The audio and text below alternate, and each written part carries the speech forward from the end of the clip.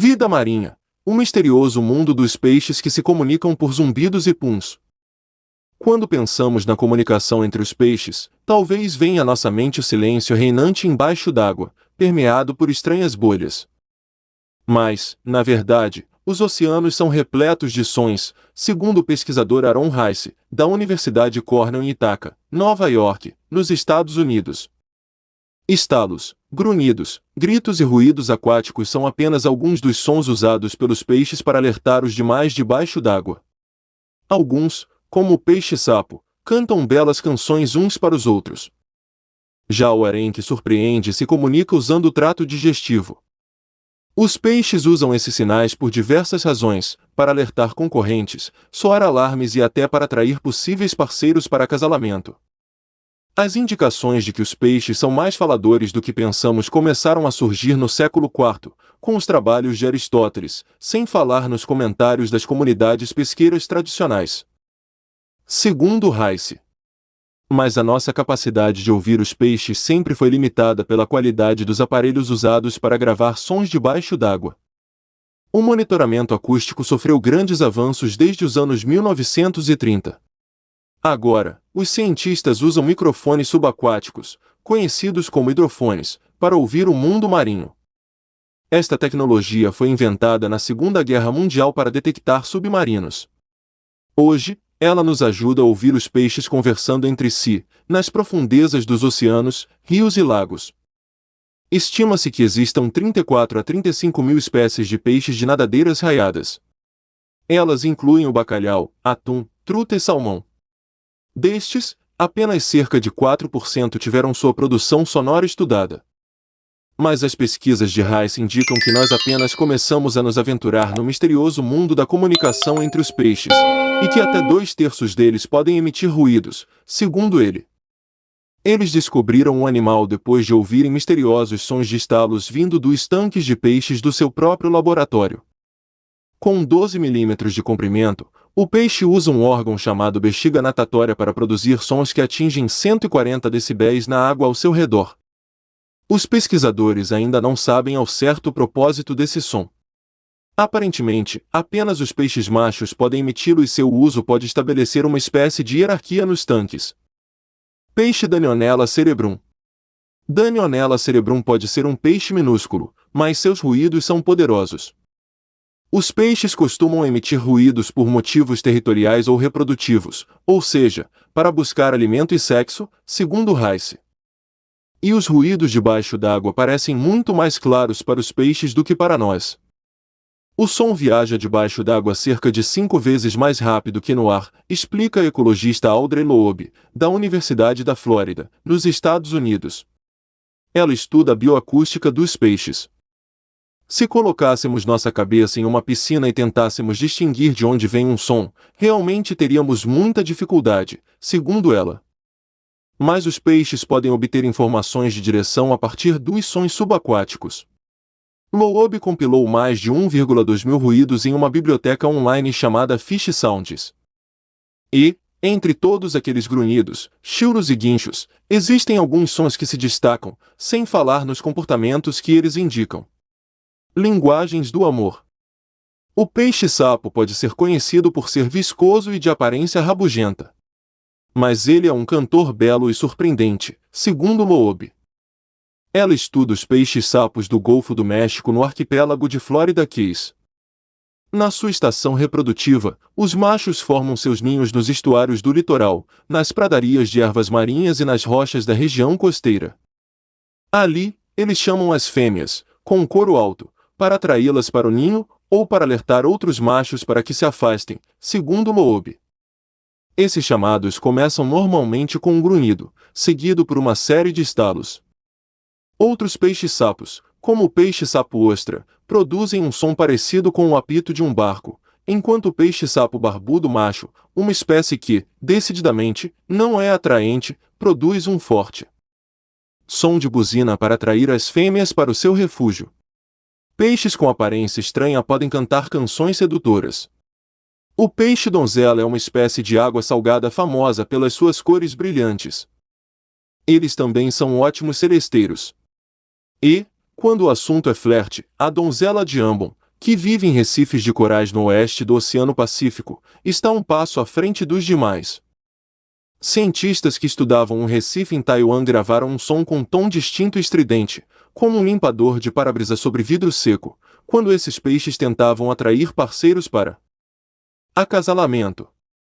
Ao contrário dos estouros, estalos e chilos emitidos por alguns peixes donzela rangendo os dentes para defender seus ninhos, os chamados de corte da donzela de ambon diferenciam este peixe na competição com os demais para se acasalarem. Machos de pescada também tentam seduzir possíveis parceiros com uma série de batidas e zumbidos, que ficam cada vez mais exaltados quanto mais eles se excitam. Sinais para os amigos. Certas espécies de Clupeidae, uma família de peixes que inclui o arenque, o sável e a sardinha, passaram a ser alvo de piadas científicas devido à sua estranha forma de comunicação. Estes peixes usam sons do trato digestivo para fazer contato com seus pares. Os cientistas têm senso de humor, segundo Loeb.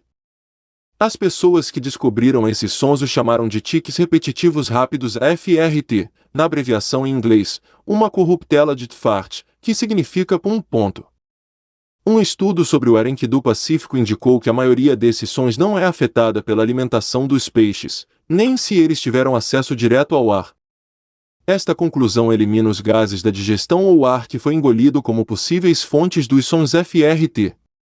Aparentemente, os animais expelem gases pela região do duto anal, seja através do intestino ou da bexiga natatória, para produzir as distintas manifestações na forma de sons pulsantes. Esses sons podem durar vários segundos. Eles costumam ser produzidos à noite e podem servir a propósitos sociais.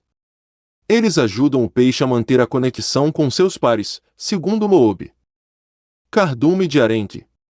Legenda da foto: os arenques conversam entre si com os sons dos gases intestinais evitando os predadores. Alguns peixes usam o som como ferramenta para criar distância, em vez de atrair outros peixes. O bagre, por exemplo, emite um som alto de coachar para assustar os predadores. Para produzir este ruído, ele agita as espinhas das suas barbatanas peitorais em ranhuras no seu ombro, como sinal de alarme ou desconforto. Outra espécie, o peixe picasso, produz uma série de curtos rufares de tambores que soam por cerca de 85 milissegundos, quando é ameaçado. Recentemente, cientistas da Universidade Sueca de Ciências Agrícolas encontraram evidências de que as arraias, que fazem parte da mesma família dos tubarões, também produzem ruídos. Acreditava-se até então que os tubarões e seus parentes só fizessem ruídos passivos associados à alimentação, como mastigar, exceto pelos relatos de que algumas arraias produzem sons murmurantes depois de comer. Para algum de vocês, seguidores do canal, que tem interesse de fazer algumas compras online, nós temos 4 lojas parceiras. Uma delas se chama Magalu Jorge Rafaela, loja americana, Submarino. Amazon, link logo abaixo, da descrição. Boas compras. Mas os pesquisadores gravaram arraias de mangue e arraias cauda de vaca produzindo diversos sons altos, na forma de estalos em alta frequência. Eles acreditam que esta possa ser uma reação de ameaça ao perigo. Construção e defesa de ninhos. Em alguns casos, os chamados usados pelos peixes podem ser sofisticados. O boldião é uma espécie nativa da Europa, do Mediterrâneo e do Mar Adriático, que vive nos recifes rochosos da região. Ele tem um complexo repertório de 4 chamados diferentes. Pesquisadores estudaram fêmeas de boldiões e classificaram esses sons em grunhidos, grunhidos profundos, estalos e ruídos aquáticos. Ao fazer estalos, os boldiões rapidamente fecham a boca, comprimindo as mandíbulas. Esta mudança territorial ocorre ao atacar ou repelir outros peixes. Ela é tão alta que pode ser ouvida acima da superfície da água. Já os ruídos aquáticos podem ser ouvidos quando o boldião macho coleta alimentos ou material para o ninho, ou quando as fêmeas nadam em volta dos ninhos. Peixe-sapo barbudo. O peixe-sapo barbudo macho pode não ser bonito, mas sua forte buzina atrai as fêmeas para o seu refúgio. Oceanos barulhentos. À medida que os cientistas fazem novas descobertas sobre os mistérios da comunicação entre os peixes, um novo problema vem abafando a cacofonia marinha natural. O ruído dos oceanos prejudica as comunicações subaquáticas e os peixes estão tendo mais dificuldade para conversar entre si. Esse ruído inclui o barulho das atividades humanas, como a pesca, a exploração de petróleo e gás e a construção de fazendas eólicas em alto mar. Aaron Rice compara a situação com duas pessoas tentando conversar, uma de cada lado da rua. Se passar um caminhão, podemos ter dificuldade para ouvir o que o outro diz, explica ele. Você pode ouvir ou interpretar errado o que estou dizendo e se afastar levando uma mensagem completamente diferente. O aumento do ruído pode causar impactos fisiológicos aos peixes, segundo Rice, particularmente aumentando os níveis de estresse. Os transtornos causados pelos navios já estão causando problemas de comunicação entre as baleias. E estudos demonstram que os peixes sofrem mudanças sensoriais em ambientes com alto nível de ruído. Um estudo sobre o peixe donzela dorso de mel concluiu que a exposição dos peixes à música de alta intensidade ou sons executados com um nível mais alto de decibéis deixou os peixes mais ansiosos. Enfraqueceu sua memória.